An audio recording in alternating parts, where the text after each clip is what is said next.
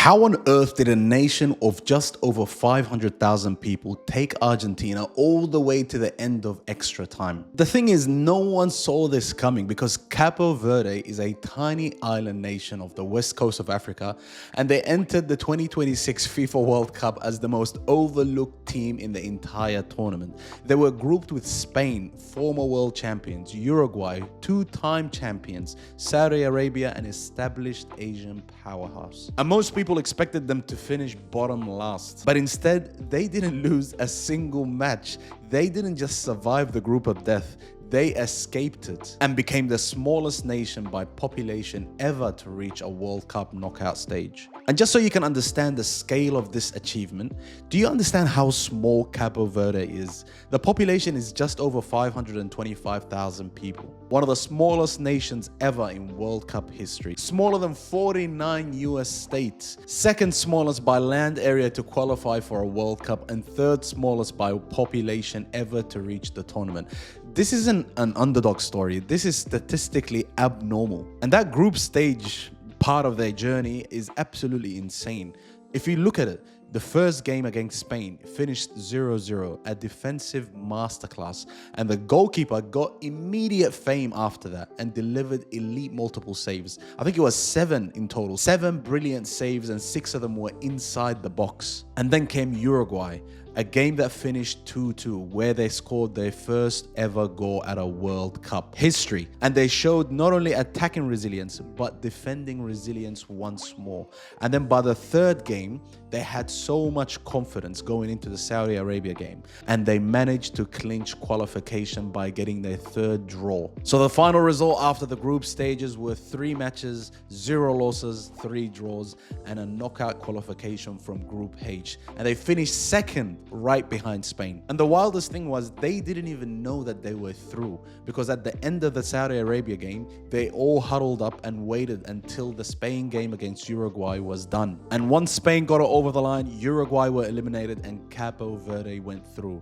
The reaction was the best thing ever. The players, the fans, everyone in the stadium crying. Flags everywhere saying small islands, big dreams. Oh my days. And the hero of the group stage was Senior, the center of attention, the center of the entire story. The guy is 40 years old, the oldest player in World Cup history to keep a clean sheet on a debut. And he became a symbol of Cape Verde's resilience and delivered multiple match-saving performances. Against Spain, like I said, 7 saves, 6 of them inside the box. And against Saudi Arabia, key late saves. One of them was a header, long-range shots, and then a late 90-minute save. He even said it, "We're a small nation with big hearts and we are fighters." And his mother was flown into the World Cup to watch this all unfold. And a big part of their success, a huge part of it, was their coach, Bobista. His core philosophy is all about belief. You have to believe, you have to dream and work hard. Nothing is impossible. And this impacted the team so much because he's a former national captain.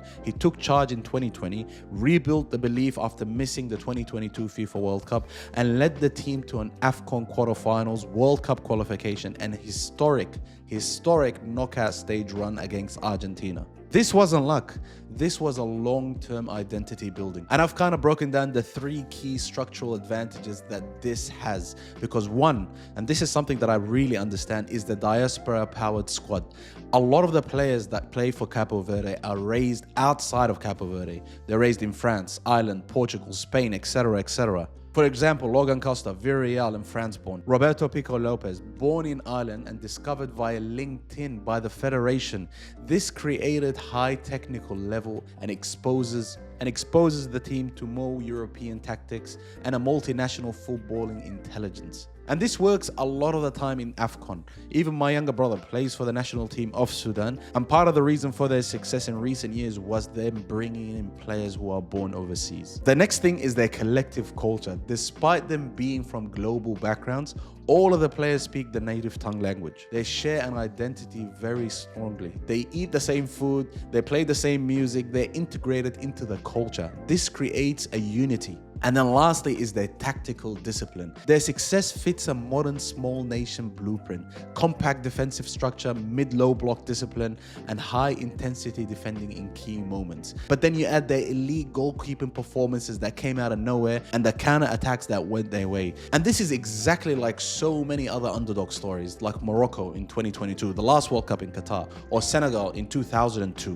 where they beat France, or even Greece in 2004, where they won the Euros. It's such a huge achievement because Cape Verde became the first debutant since 2010, I think it was Slovakia, to reach the knockout stage, and the first new team in years to go unbeaten in the group stage, and prove that the expansion of the World Cup to 48 teams allows for smaller nations to emerge. Because more teams just means more opportunities for smaller nations. And I remember Gattuso making that comment saying, why is Africa getting more teams? Why are they getting 10 teams in this World Cup?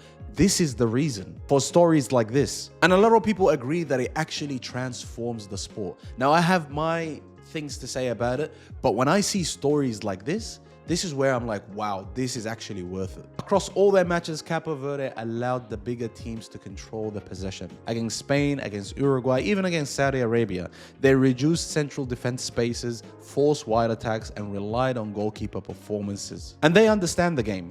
They don't dominate the game, they survive them. And the game against Argentina was so difficult. You're thinking about this.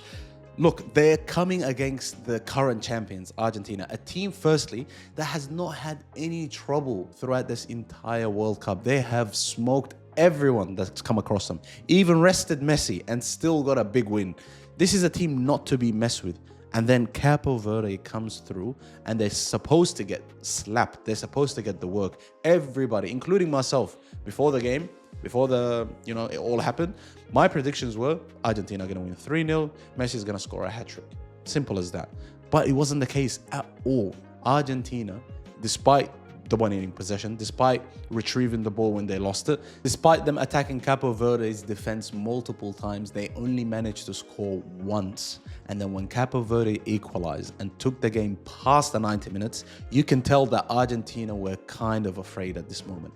Because when they scored again and then they equalized again with a banger, then it started to feel like, whoa, what is going on? Honestly, if I'm from Cape Verde, I would leave the stadium with my head up high. Everybody from the islands, everybody watching overseas, you guys have nothing to be ashamed of. You literally took it to the world champions. You are definitely the MVPs of this World Cup. You're everybody's favorite team. You're just like Morocco in 2022. And for Argentina, this was a minor scare. However, this just shows you that there is nothing that is impossible at this World Cup. People are saying Argentina's side is a little bit easier. Now they're coming against Egypt. And we saw what Egypt did against Australia. So they might actually have a chance. In a 90-minute game, anything can happen. But let me know what you guys thought of the story of Cape Verde. Did they win your hearts? What do you think this means for the next World Cups to come? Are smaller nations going to be dominant like this? Will a small nation ever win the World Cup? And what does this mean for Argentina for this World Cup? Let me know in the comments.